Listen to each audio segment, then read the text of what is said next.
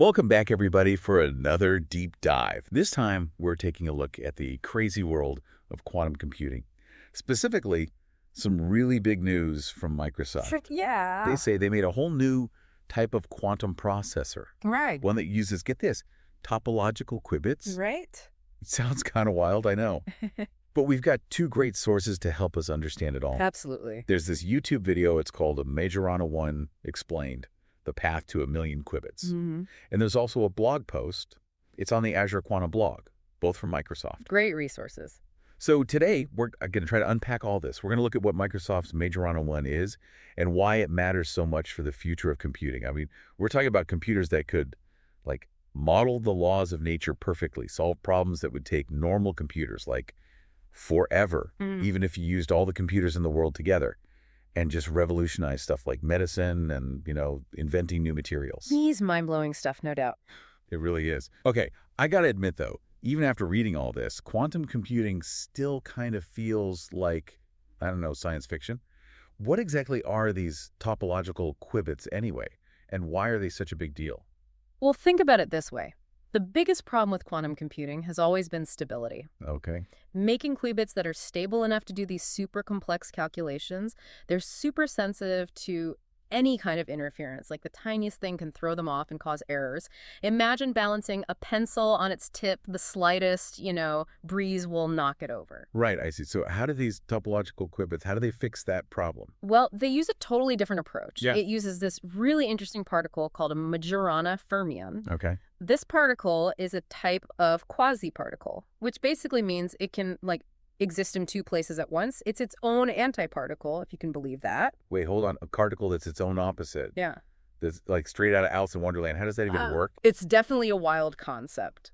But the important thing here is that this unique property makes them, the Majorana fermions, incredibly stable. I see. And Microsoft, they figured out a way to use these particles to create qubits, topological qubits, that are basically immune to all the interference that messes up other qubits. So it's like instead of balancing that pencil on its tip, they found a way to put it on a solid base. Exactly. And that stability, that's what we need to build these large-scale, reliable quantum computers. That's the key. I see.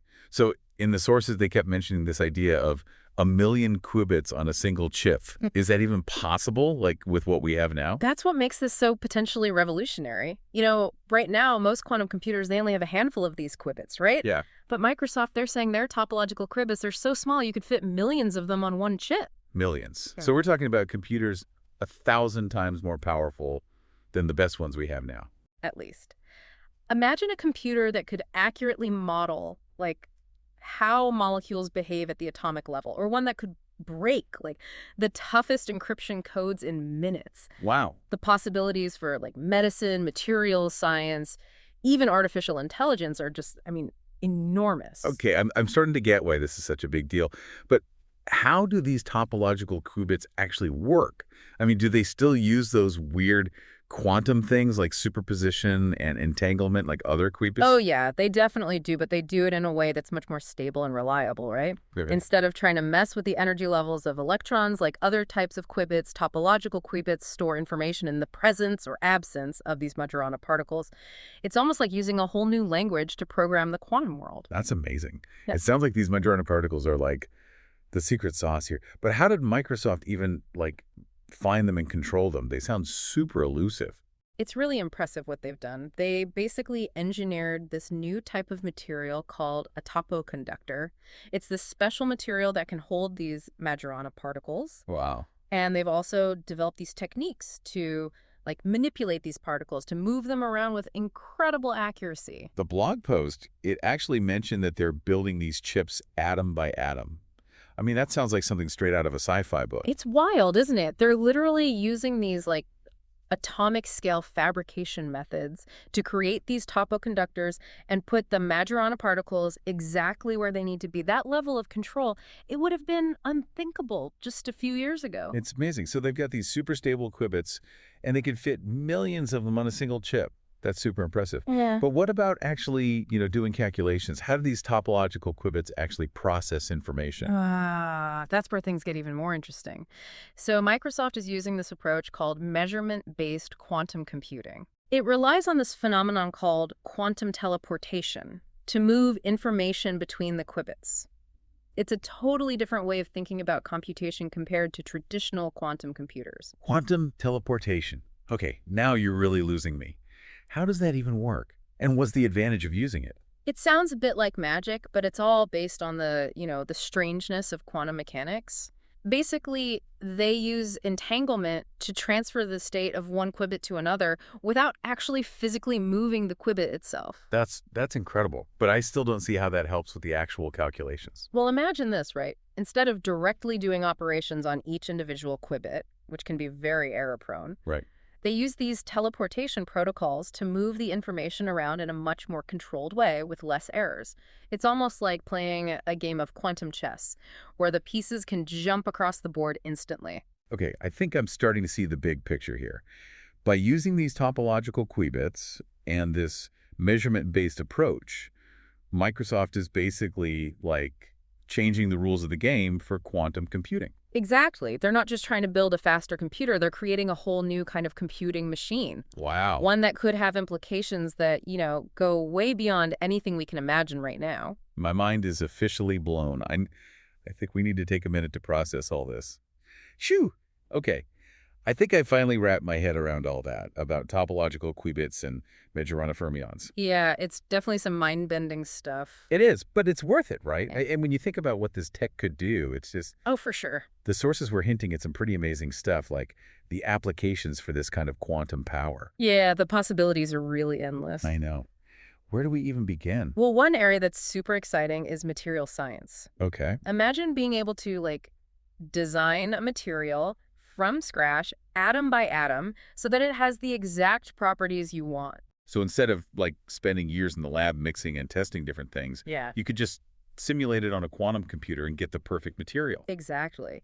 We could have materials that are lighter, stronger than anything we have now. Think what that would mean for, aerospace or building things. Right. Or what if we could design materials that could just suck carbon dioxide right out of the air, to help with climate change? That's amazing. I mean, we could revolutionize entire industries. Absolutely. And that's just material science. Think about medicine. Okay. With a powerful enough quantum computer, we could simulate, all the interactions of molecules in the body. Wow. That would mean personalized medicine, tailored to your specific genes. So no more trial and error with medications. We could design drugs from scratch that target specific diseases without all the side effects. Exactly. We could even develop treatments for diseases that are currently incurable, things like Alzheimer's or Parkinson's. It's hard to imagine. And it's not just treating diseases we already know, right? Could quantum computing help us understand the basic building blocks of life, like how it all works? Absolutely. We could finally figure out how proteins fold, how cells communicate, maybe even crack the code on consciousness. It would completely change how we understand biology and evolution. That's incredible. Okay, what about energy? I remember the sources mentioned something about batteries that never die. Is that even possible? I mean, why not? Quantum computers could help us design totally new materials, new chemical processes for energy storage. Right. Imagine a world where you never have to recharge your phone, or an electric car with unlimited range. That would be amazing. No more range anxiety. And it would be huge for renewable energy, right? Oh, yeah. We could finally store all that solar and wind energy efficiently and really make those a reliable source of power. Wow, okay. What about AI? The video mentioned that quantum computing could, supercharge it. What does that mean exactly? Well, AI relies on those machine learning algorithms. Right. The ones that learn from tons and tons of data. Yeah. Even the best algorithms we have, they're limited by the processing power of our regular computers. Mm-hmm. But quantum computers, they could analyze those huge data sets way faster, exponentially faster.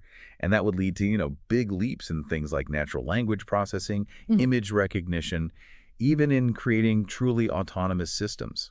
So we could have AI that can, understand and talk to us just like another person. Or self-driving cars that are totally safe and efficient. Exactly. And it's not just about making existing AI faster. Quantum computing could give us entirely new ways of doing AI, using quantum algorithms that can solve problems that are impossible for our current computers. It sounds like we're talking about AI that's practically science fiction. I mean, are there any downsides to all this? It seems almost too good to be true. Like any powerful technology, there are definitely two sides to the coin. We need to think about the ethics as we get closer to, you know, powerful quantum computers. Right. For example, we have to make sure that quantum AI is developed responsibly and that it doesn't, become a threat to humans. That's a good point. It's easy to get caught up in the possibilities, but we can't forget about the potential risks. Okay, I'm going to shift gears a bit. All this talk about the future is super exciting, but how did we even get here? Like, how did the idea of quantum computing even come about? It's a great question. It's a story that goes back almost 100 years. Wow. From the very beginnings of quantum mechanics to the race to build a quantum computer that can actually be used. It's a story of scientific brilliance, perseverance, and a little bit of luck. Okay, now I'm really intrigued. So let's rewind the clock and go back to the beginning. Where do we start? Well, our journey begins in the 1920s with the birth of a totally radical theory that changed everything we thought we knew about the universe, quantum mechanics. Okay, so we're back in the roaring 20s. Flapper dresses, jazz music, and the birth of quantum mechanics.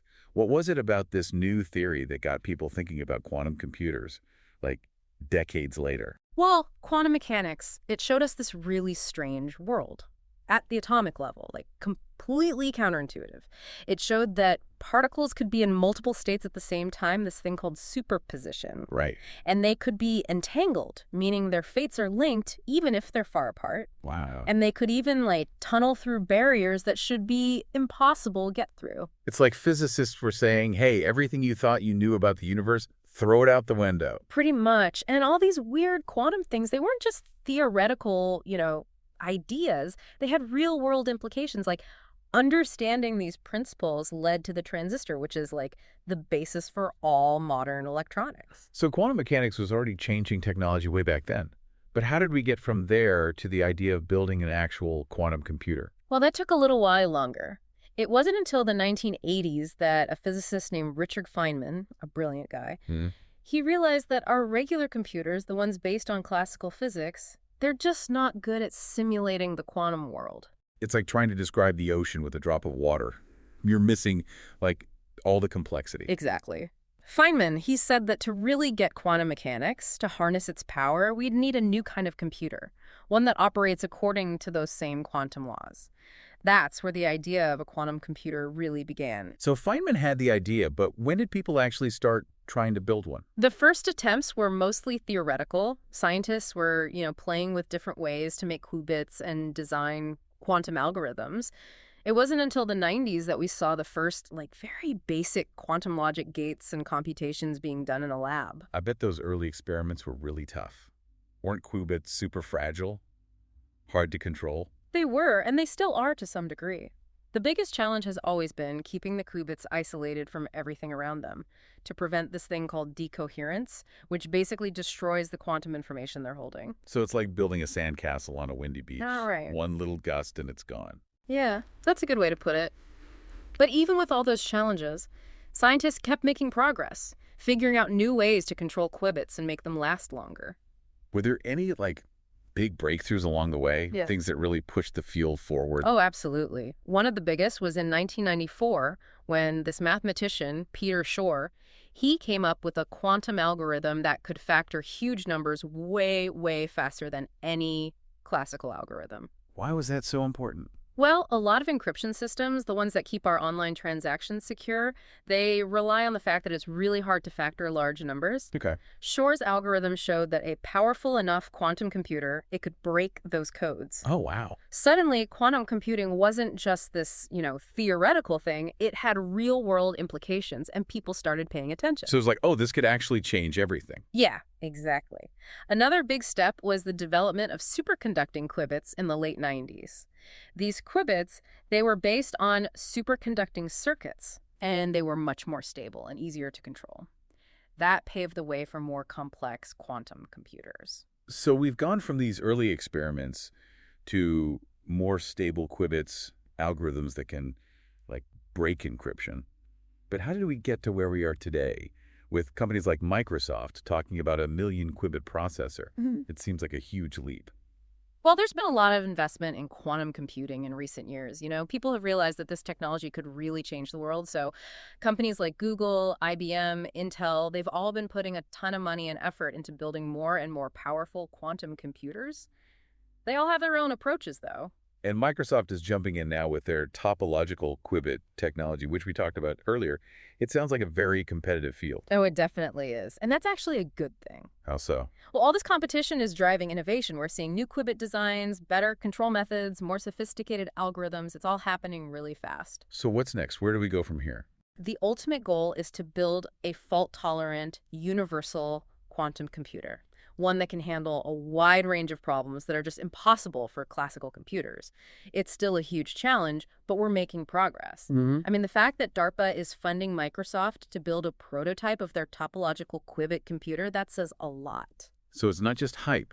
There's a real feeling that we're on the edge of something big, something revolutionary. Oh, absolutely. Quantum computing is not just a dream anymore. It's a field that's moving fast, and it has the potential to change everything. Well, this has been an amazing deep dive. I've learned so much about this incredible technology, and it's definitely got me thinking about the future. Me too. It's a journey that's just getting started. Who knows what amazing discoveries and breakthroughs are waiting for us?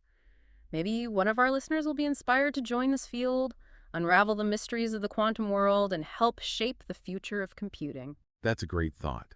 Thanks so much to our expert for taking us on this journey. And to our listeners, we encourage you to check out the sources we mentioned and see where your own quantum journey takes you.